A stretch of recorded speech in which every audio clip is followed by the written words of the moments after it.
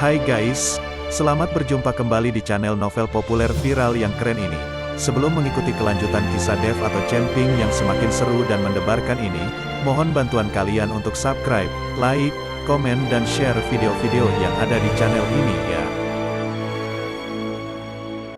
Perlu diketahui bahwa novel Perintah Kaisar Naga ini adalah termasuk kategori novel ongoing. Jadi waktu update dan jumlah bab setiap hari menyesuaikan dengan update dari autornya.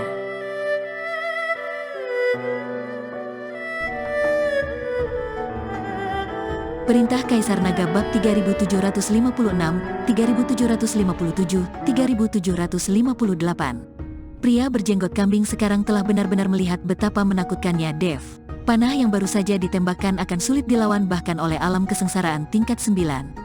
Pria berjenggot kambing menatap Dev dengan sedikit ketakutan di matanya. Dia tidak tahu jika dia telah menerima begitu banyak uang dari Dev. Apakah Dev ingin uangnya itu dikembalikan di tempat sepi seperti itu?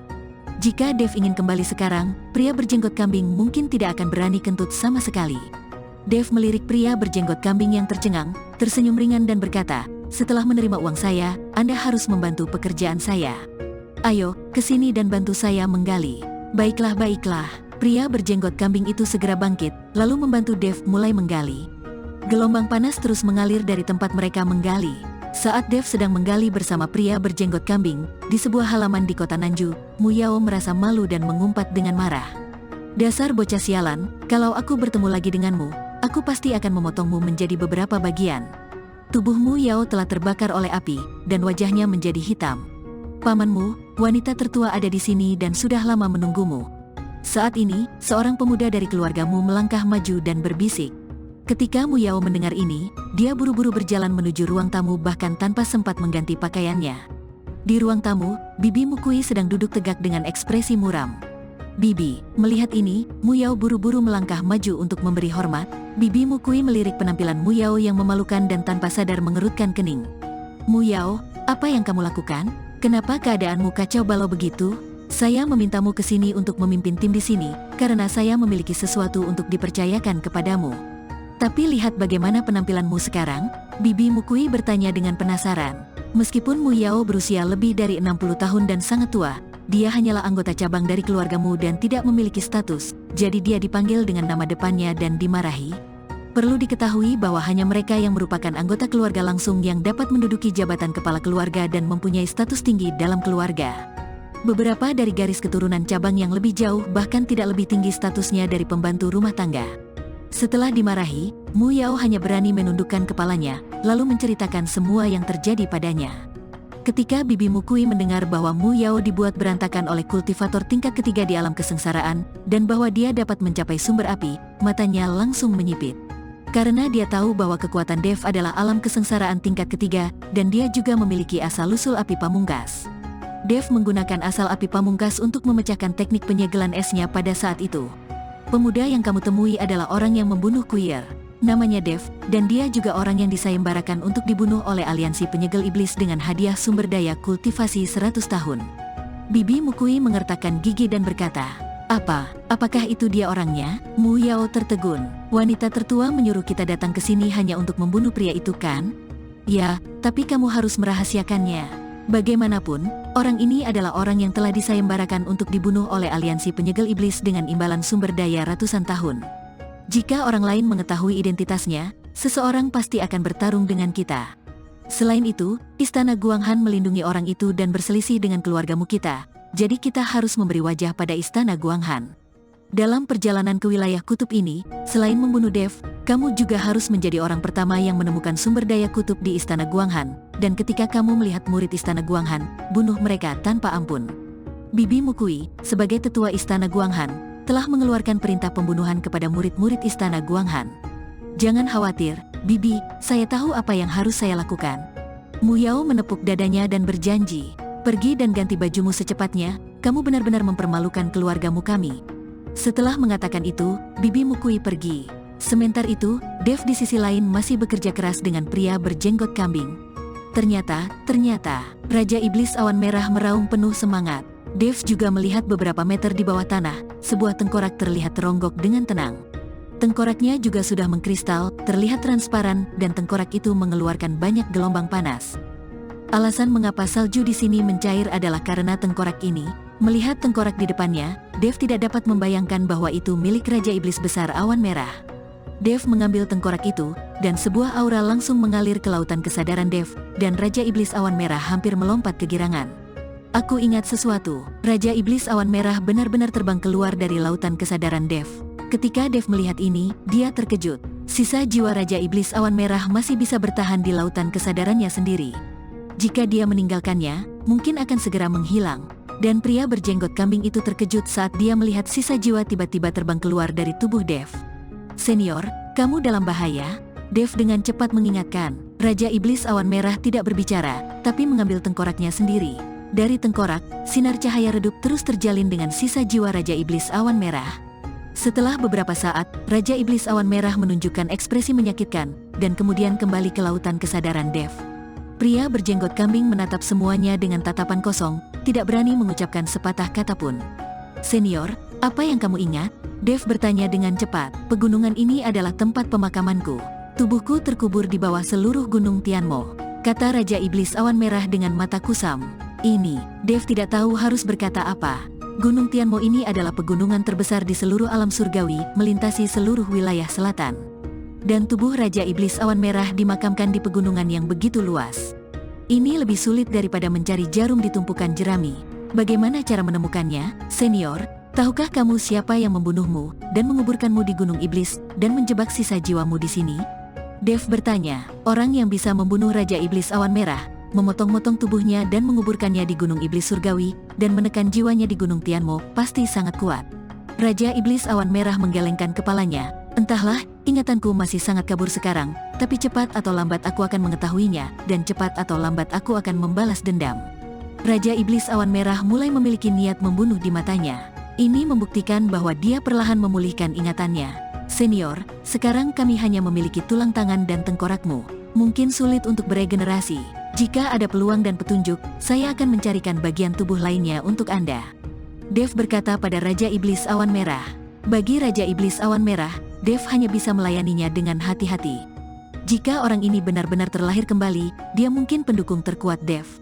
"Nak, kamu serius? Jika aku benar-benar bisa dilahirkan kembali, aku bisa memastikan kamu bebas di surga?"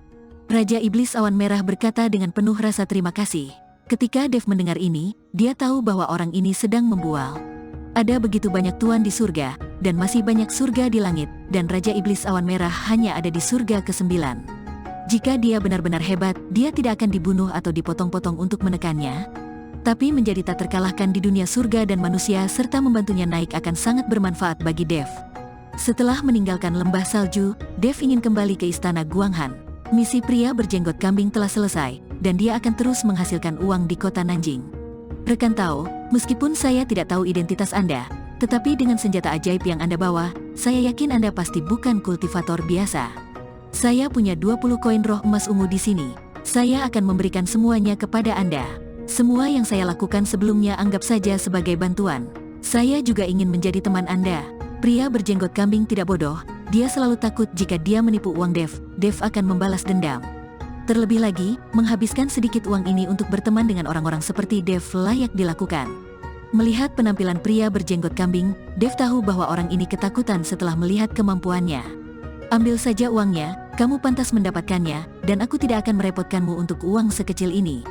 Mungkin aku akan mengganggumu lagi sebentar lagi. Lagi pula, kamu lebih familiar dengan tempat ini."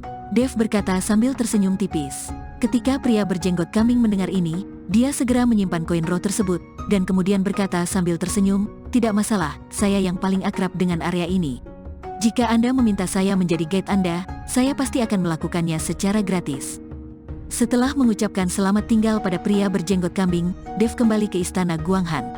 Saat itu sudah larut malam. Dev awalnya ingin kembali ke kamarnya untuk beristirahat, tetapi dia tidak menyangka bahwa penguasa istana Guanghan sudah menunggunya.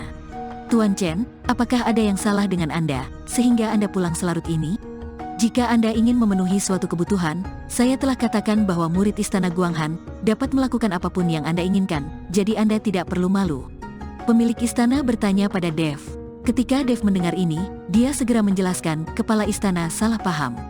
Saya baru saja pergi ke kota Nanjing untuk membeli beberapa barang. Karena bepergian ke daerah kutub berbahaya, jadi saya harus bersiap terlebih dahulu.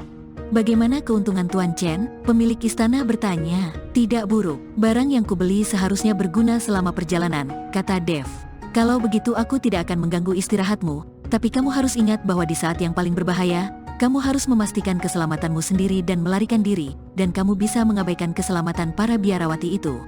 Saya juga akan meminta mereka untuk bekerja sama dengan Anda sebanyak mungkin. Para biarawati itu semuanya sombong, jadi terkadang mereka banyak bicara, jadi Tuan Chen jangan pedulikan mereka. Kata pemilik istana kepada Dev. Saya mengerti, saya tidak akan peduli. Dev tersenyum ringan. Itu bagus, Tuan istana pergi. Dev kembali ke kamarnya, lalu mengeluarkan cangkang kura-kura hitam dan mengukir pola formasi di atasnya. Mengukir pola formasi di tempat sekecil itu membutuhkan tenaga dan energi yang banyak. Butuh waktu semalaman bagi Dev untuk menyelesaikan ukiran lebih dari selusin cangkang kura-kura hitam. Cangkang kura-kura hitam, ditambah dengan pola formasi yang diukir oleh Dev, cukup untuk menahan serangan dari alam kesengsaraan level 8 atau lebih. Bagi para biarawati dari alam kesengsaraan tingkat 6 ini, pertahanan diri sudah cukup. Setelah menyingkirkan cangkang kura-kura hitam, Dev menarik napas panjang dan bangkit untuk mencari penguasa istana Guanghan. Dia ingin penguasa istana membawanya ke tempat para biarawati berlatih dan memberi mereka cangkang kura-kura hitam ini. Pada saat ini, pemilik istana sedang duduk di halaman, dengan udara dingin yang terus-menerus mengelilinginya. Suhu di sini sangat dingin, tetapi pemilik istana mengenakan rok kasa setipis sayap jangkrik dan sangat transparan. Mungkin dia lupa tentang keberadaan Dev dan merasa hanya ada murid perempuan di istana Guanghan, jadi pemilik istana duduk di halaman untuk berlatih. Ketika Dev datang ke halaman kepala istana dan melihat kepala istana mengenakan pakaian tembus pandang, Dev tertegun sejenak. Dia tidak menyangka Tuan istana akan berpakaian seperti ini saat dia berlatih. Saat ini, Dev tidak tahu harus berbuat apa. Haruskah dia pergi atau tetap di sini? Meskipun Dev berusaha sekuat tenaga untuk menghindari tatapannya, mata Dev tampak tidak patuh dan selalu meliriknya secara tidak sengaja. Kepala istana juga memperhatikan bahwa seseorang sedang memata-matai dia. Dia tiba-tiba membuka matanya, dan cahaya dingin keluar. Ketika Dev melihat ini, dia dengan cepat menghindar dan tidak terkena cahaya itu. Tuan Chen, pemilik istana tercengang saat melihat itu adalah Dev. Dev juga tampak malu dan tidak berani menatap langsung ke arah penguasa istana. Dia segera berkata, "Saya ingin meminta penguasa istana untuk membawa saya ke tempat para biarawati berlatih." Baik, kepala istana mengangguk, lalu kembali ke kamar untuk mengganti pakaiannya. Ketika pemilik istana mengganti pakaiannya, dia menemukan bahwa wajah Dev memerah, seolah-olah dia sedang demam. Melihat Dev seperti ini, pemilik istana menutup mulutnya dan tersenyum. Tentu saja dia tahu kenapa Dev seperti ini. Tuan Chen, Anda telah menyelamatkan hidup saya. Biasanya, jika Anda menginginkannya, saya harus memberikannya kepada Anda. Sayangnya saya sekarang bertanggung jawab atas misi istana Guanghan dan tidak dapat berlatih kultivasi ganda dengan Tuan Chen sampai saya mewariskan posisi kepala istana kepada generasi berikutnya. Sebagai orang suci, saya dapat membantu Tuan Chen. Pemilik istana berkata dengan tenang kepada Dev.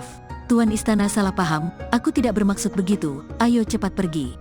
Dev tersipu dan berjalan cepat menuju bukit belakang istana Guanghan. Bersambung.